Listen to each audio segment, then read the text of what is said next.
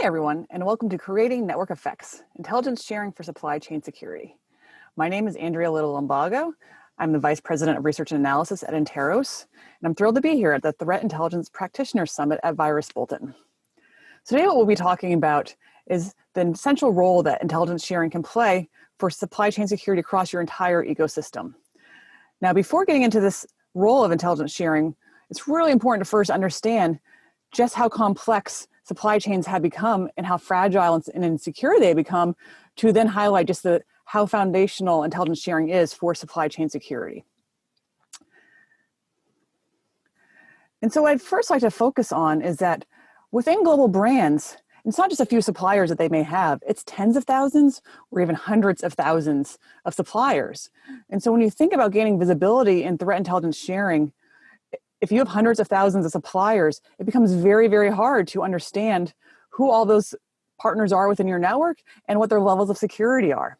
And so it really does broaden the attack surface in ways really unprecedented from previous eras. So how did we get to this point?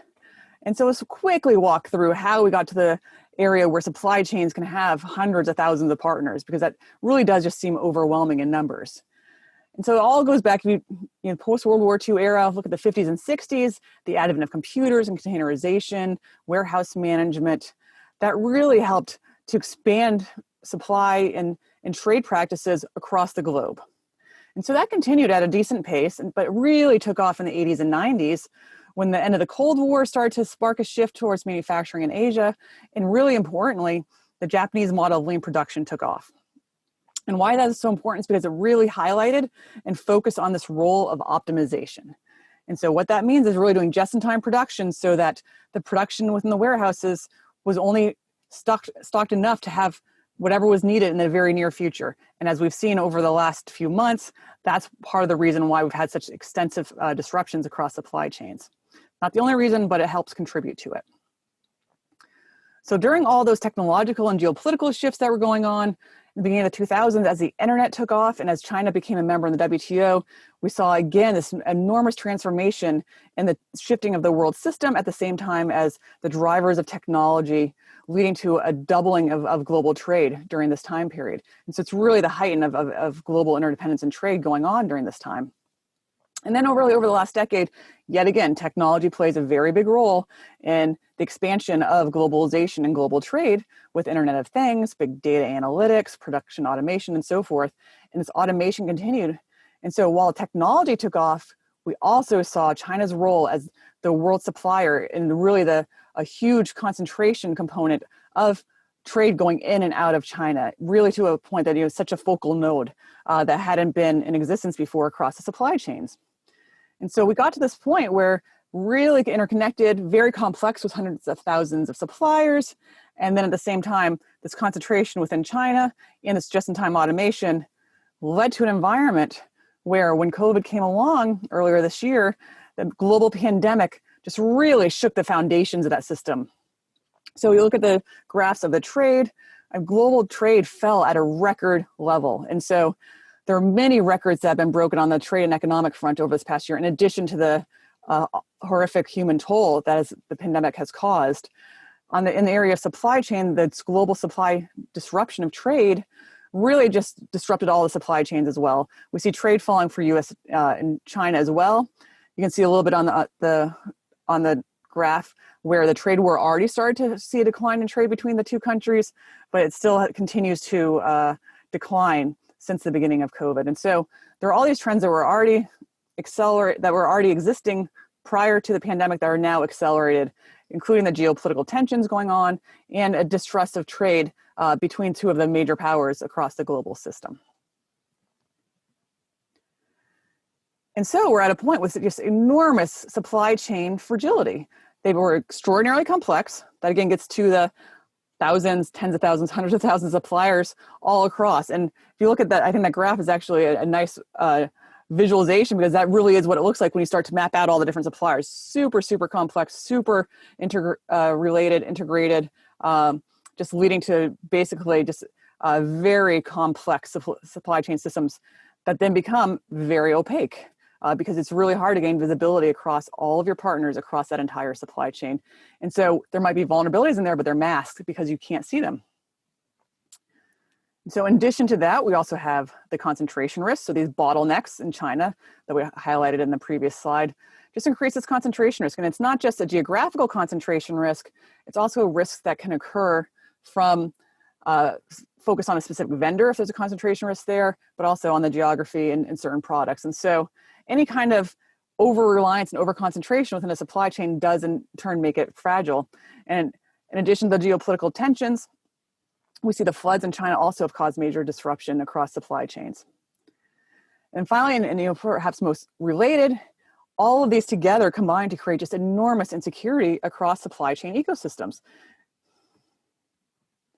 And that's really what we'll be focusing on, is just this complexity, this limited visibility, also helping highlight the IP theft and cyber vulnerabilities, and even the legal risks that can emerge. And so as globalization has taken off, as we've seen the supply chains become extraordinarily interdependent and opaque, you see the concentrations risk going, and then you see this globalization getting really disrupted during prior to COVID, and then it's really accelerated after it. And along with all of that came along these security risks, both by having an overconcentration in certain countries that may mandate access. That's where the legal risk comes in. There are certain governments that mandate access to data if your data is stored in those countries. So that's some data localization laws. And so it's just a whole range of risks that are starting to emerge into super insecurity across the entire supply chain ecosystem. And so it's no surprise, given everything that I just walked through, the complexity, the opacity, the concentration risk, and this insecurity, should be no surprise that supply chain attacks continue to be on the rise. And so just for a few data points to help highlight that, according to one study, supply chain attacks increased 78% in 2019. And so clearly that's just an enormous jump from previous years.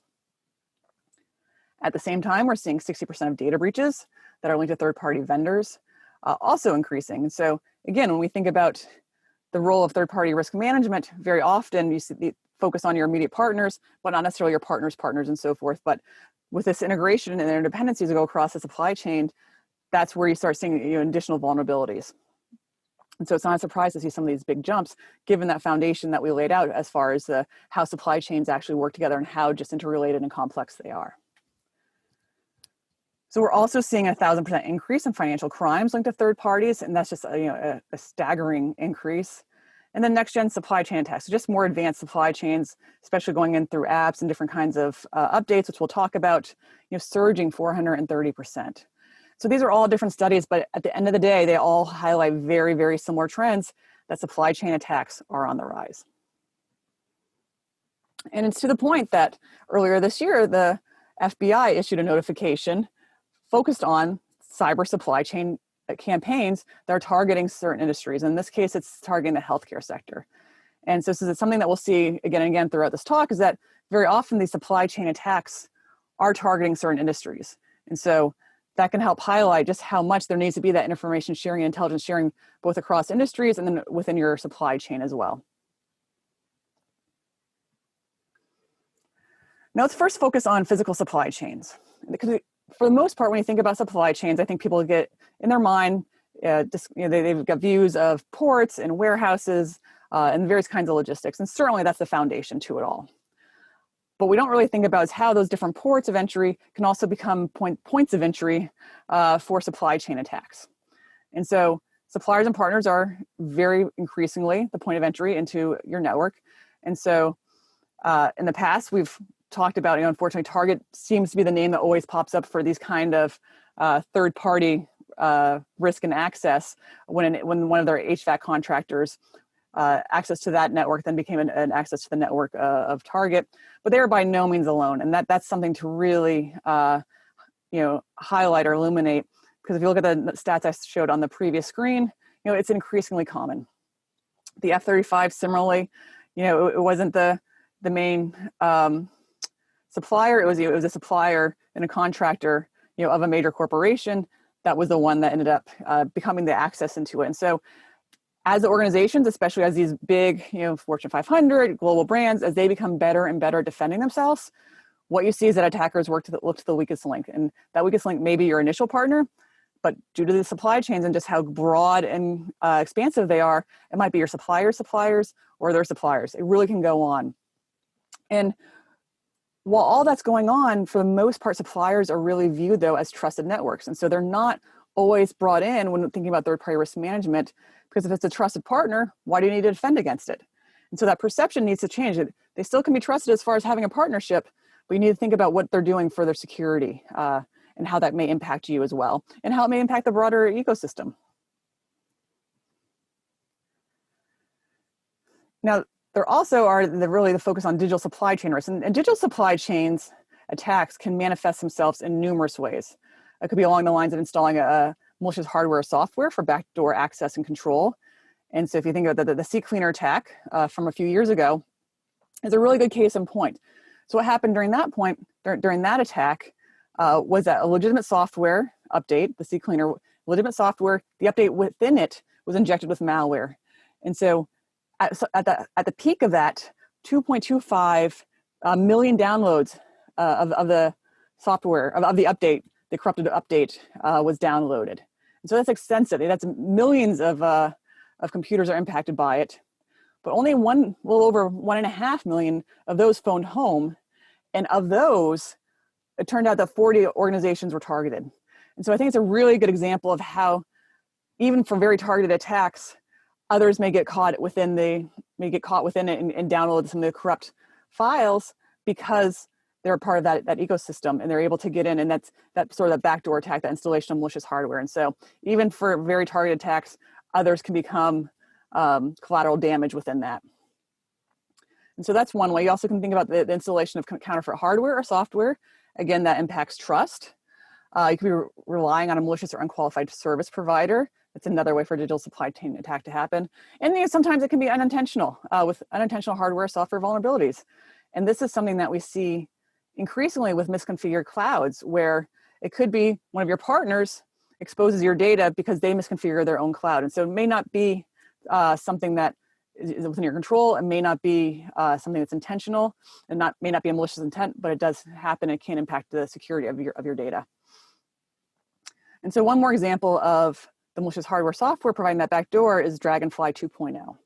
Again, a very recent attack where Trojanized software within the updates, very similar with to CCleaner as far as the focus on the updates, leveraging phishing emails. Again, major, it remains a major point of entry. And this one focused on targeting the energy sector. So again, we see the sector component becomes very, very important, which is, again, why within supply chains, why that communication across your industry, but really across your suppliers becomes really, really important. Now, I like this because it's a good example of how threat intelligence is really just growing in importance as the globe is going through so many shifts. And so, as I've alluded to, with the supply chain disruptions of the last 6 months, that's going on at the same time as all these geopolitical shifts that are going on. And so more and more organizations are rethinking, what does it mean to have security within, going forward within a trusted network? What does that look like within a reglobalized world? And so this was a really interesting op-ed that focused on ports and maritime. So kind of going back and focusing on what we really traditionally think about when we think about supply chains. And within those areas, this is a necessity for information sharing across the community is really becoming highlighted as foundational for security and for situational awareness across the entire operations. And so even within these broad logistics chains and so forth, the role of information sharing just remains foundational to that.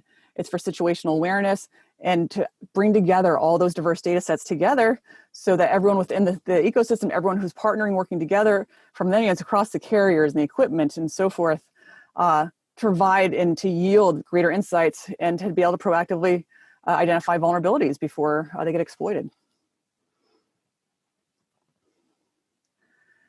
And this is, I think, just gets back to the overarching theme of supply chain attacks. This is a recent Wall Street Journal op-ed that I highly recommend that focuses on the role of sharing information across supply chains. And it's a substantial investment in securing customer data at one company can easily be undermined by a supplier with weak financial incentives for safeguards. Now, what that really highlights is it gets back to that weakest link. And so I think very often we hear the human is the weakest link in cybersecurity, and that's perhaps one of my pet peeves. I hate focusing on that because human elements are part of it. Take that notion of the weakest link and look at it. The weakest link tends to be that weakest link within the chain of your supply chain, and which company has the weakest security could then come back and haunt you as well and lead to your own insecurity. And so there needs to be incentives to help encourage across your supply chain greater collaboration for information sharing, and we'll talk about that in a bit. And so when thinking about information sharing, you clearly need to know who is in your network. And so that's one of the first steps, is really identifying what is in your network. And fortunately, standardized information sharing can help. And so currently, with such complexity and opacity within supply chains, really what we're seeing is that there isn't that visibility. For the most part, it doesn't exist. And for even places where there is pretty good visibility, as we've seen, supply chains are really changing quite a bit right now. And so even if you think you have a good idea of what your supply chain looks like now, a month from now, 2 months from now, it may not, due to either bankruptcies, shifting suppliers, and so forth. The disruptions are having a ripple effect throughout. And so you need to continuously have that visibility across your supply chain. And that's exactly where information sharing can help to enable that continuous monitoring, to figure out how some of the companies are shifting across your supply chain, and to have a good gaze on who the partners are. So then from there, you can start focusing on security. But you can't really think about getting the security unless you know who's in your network. And to figure out who's in your network, that's where a lot of the standardized information sharing and sharing of some of the threat intelligence even can help figure out and help build out that situational awareness of what your ecosystem even looks like. And so the first thing, obviously, when you've got that visibility, next you need to ensure that there's the fundamentals flow across your entire supply chain ecosystem. And so don't just have the visibility for visibility's sake. Start sharing information, sharing intelligence to figure out where some of those weakest links are, and then to help work as a community to help build the incentives. And that's where also, as you're starting to think about different partners across your supply chain, those with greater security, leverage that up as a higher priority for who can make it within your own ecosystem. And so it becomes very, very important to have that kind of visibility and ensure that their security and the standards are up across the system. And so once you've got that, you've got your visibility, you're starting to talk about the security levels and sharing intelligence. All that together combines to help build this trusted system of systems. And so, as we saw with the example of the ports, as far as gaining situational awareness and gaining better visibility of the vulnerabilities and the threats and the various processes that are going on, a company that's only focused on their own data doesn't have that complete situational awareness. And I think this is probably a theme that we're going to hear throughout the Threat Intelligence Practitioner Summit. Diverse data sets coming together mean better threat intelligence for everyone involved. And so the essential component of this, though, has to be bidirectional. And we've seen over and over again that information sharing and intelligence sharing, when it only goes in one direction, it doesn't build up the trust. And in fact, it can be detrimental because it can lead to distrust, because if one company is sharing all of their information and gets nothing in return, they no longer are incentivized. And so the incentives need to be in such a way that both companies or both entities feel like they're benefiting from sharing that data. And so that's where that trust comes in, by having bidirectional information sharing, where both entities feel like they're benefiting from it. It creates that trust. And that trust then can permeate throughout your system, so you get a system of systems across the entire network of your supply chain. So when we've got to that point, it takes a trusted network. What does that really mean? And this is starting to take on even a higher priority as we start hearing this, even in headlines about countries across the globe are starting to figure out which technologies to allow within their both the government systems, but then also mandating what any kind of contractors or suppliers can use based on this notion of trust. And so why is that? So I highlighted earlier this notion of the reglobalization of the world and the shifting geopolitics, the shifting supply chains. All of that, again, is just accelerating right now. And where we're seeing the fracturing of the internet, that already was going on a little bit as we started seeing some of those data localization laws that I've talked about. But what we're seeing is not just in the policies and laws, it's also in the technologies. And so it's really that splintering of the internet is also a splintering across hardware as well, and creating these technospheres of influence where the home country of some of these companies becomes really, really important because of some of these digital supply chain risks that I talked about earlier, and linking them back to government actions. And so basically whether those technologies can be used as a Trojan horse for access to certain data. And so because of that, because there's all this lack of trust going on across the countries, because of, in sync with what we've been seeing on the geopolitical tensions, and as well as the supply chain disruptions and digital supply chain attacks that are going on, in turn, democratic governments across the globe are really stepping up and creating some legislation that both regulates what tech is allowed within the system, but also the security controls across the supply chains. And that's why this matters. So often when we think about the trust issue, what we're hearing more so is a focus on just within one company. That's expanding into the supply chain networks because of this growing trend of digital supply chain and physical supply chain attacks. Really, those two can't be disconnected anymore. There's so much intertwined between the physical and the digital. And so in the US, what we see is the Secure and Trusted Communication Networks Act. We're seeing that the Federal Acquisition Supply Chain Security Act, and that one specifically has an information sharing component. It highlights who has the responsibility for information sharing and ensuring there's threat intelligence sharing really across the entire supply chain ecosystem. And so this notion of trust is so foundational and so reliant on intel sharing across companies and across their supply chain ecosystem. We're seeing it in the new strategy from DHS on 5G with a focus on expanding situational awareness of supply chain risks. And a major way of doing that is through information sharing and intelligence sharing. So hopefully by now you're seeing this trend where intelligence sharing and information sharing helps provide that situational awareness across the supply chains, which is one of the biggest areas where we're seeing heightened risk and heightened vulnerabilities. To further address this, we're seeing the task force have evolved and started to emerge to address, again, these exact same kind of risks, and to then further figure out different ways that the private sector and public sector can work together better, to get at some of that bi-directional information sharing. And so that becomes very, very important. A whole component of it does focus on information sharing. And then there's the standards. The Cybersecurity Maturity Model Certification, the CMMC, has now gone into effect. And so along with that, what you're seeing is that those standards, the hygiene that I showed earlier, companies are increasingly, to work with the government, need to have that CMMC compliance to work within. And so I imagine you going forward, organizations may be looking more and more at the CMMC as sort of that proof of the seal of approval for certain security standards within their ecosystem. And so these are just a few of them. There's Section 889 of the National Defense Authorization Act that prohibits certain companies from being within the supply chain for the federal government. Both those, strongly linked to China, to 5 Chinese companies and their affiliates. And so we're just seeing more and more of this legislation coming into play, mandating both who can be in your supply chain, how to share information across your supply chain, and what are the security standards that also are there to help improve the security, again, across your entire supply chain and your supply ecosystem.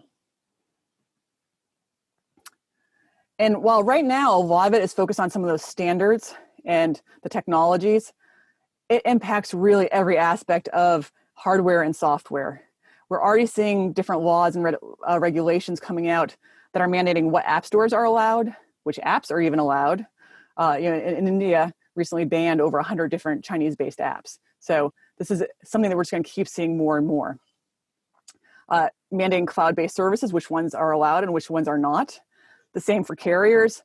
And at some point, make it to the point of undersea cables, which ones might be allowed to be used or which ones not. So all this gets into what, the focus on having trusted networks and ensuring that there are trusted networks within your supply chain. It's really going to permeate throughout, and legislation and regulations are just going to continue coming. I mean, I think it's one of the most dynamic regulatory and compliance landscapes that we have seen in really quite some time.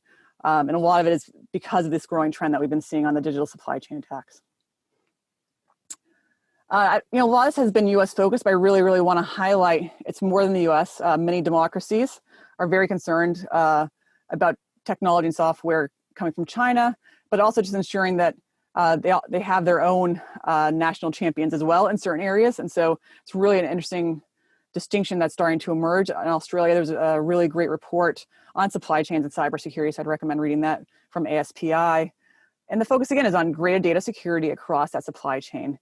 What are some standards for sharing? What are some for securing that data? And they walk through a lot of that hopefully can help influence other democracies as they start thinking about progressing and prioritizing this kind of security. In the UK, I really like this quote from the NCSC: "Do as much as you possibly can to work with your suppliers, supply chain, and partners to help them improve their security." And foundational to that is ensuring that everyone has situational awareness through that information sharing, through that intelligence sharing. That becomes very, very important. Then finally, from Constance Taub, when we have threat information, it's worse to have it and not use it than it is to have it and not have it. So really, if you have the information and the intelligence and you're not sharing it, that's even worse. And we know that that's happening. And this one quote really highlights very strongly just that role of bidirectional, and the role of trust. If entities aren't trusting one another to be sharing that information, they're not going to share it. And so it's an acknowledged challenge and problem. Definitely building out that trust requires all sorts. It's not a technology problem that you can fix a lot of that. Certainly there are aspects of the technology that helps fix it and ensuring that those foundations, that cyber hygiene is in place to secure that data. But overcoming the trust issue is really something that the task force and other forms of legislation are really trying to shift the incentives to ensure that there is a bidirectional data sharing aspect of it to help increase the situational awareness, both for companies, as independent companies, but also acknowledging just the interdependencies and the integration across the entire supply chain. And so I think we're moving in a direction where the problem has been identified, still plenty of emphasis on the tech solutions, which is great, but I think we're getting to the point where we're really focusing on some of the organizational issues as well to help address it. And so to wrap up, really the forces are aligning that are prioritizing greater security across your supply chain. So in the beginning, we talked about the increasing attacks and how those attacks are starting to emerge because of this expansion of the complexity, the lack of visibility that masks these vulnerabilities, the 1,000-fold increase in some of these attacks. All that's going on across the entire supply chain ecosystem at the same time as geopolitics and just a shifting global environment are leading to greater focus on new regulations and compliance to ensure there's trusted software and trusted security standards going on within your company and across your entire supply chain. And so whether it's focusing on the attacks, whether it's focusing on the supply chain compliance and regulations that are coming, both are coming together to really highlight this heightened role for intelligence sharing and supply chain risk management. And so I'm hopeful that this focus will continue, but what we really need to see is that there's more focusing within our community to highlight how can we increase information sharing and intelligence across the entire supply chain and look at different ways, not just across new industries, but also think about these ecosystems to have and benefit from those network effects. And so just a quick way to look at how you do it, you can gain the visibility, ensure those access controls are going on, securely share that intelligence, and it becomes a virtuous cycle. Very often right now, there's no visibility, which means you can't verify any of the security. And there's, in some cases, very minimal intelligence sharing across supply chains. So if we can change all that, you benefit from the network effects, and everyone can, raise up everyone and make them more secure and have more timely and insightful early warning of vulnerabilities and attacks in order to defend against them. And so I want to leave off with a quote from Winnie Nather when talking about threat intelligence sharing. So it used to be that defender had to be right all the time and the attacker only had to be right once. We hear this all the time. But if you have information sharing, especially across the supply chain, now the attacker has to be silent all the time. The defender only has to spot it once. If someone within the ecosystem spots it, they can share that information and they can all, as a community, help stop it. And so the benefit can go to the defender. So I think it's a great quote. I think it's a point of optimism to end on. And if we can all work together across the community, across your supply chains to gain this visibility, share intelligence, we can help move those stats in the other direction and really lead and help strengthen defenses. Thank you.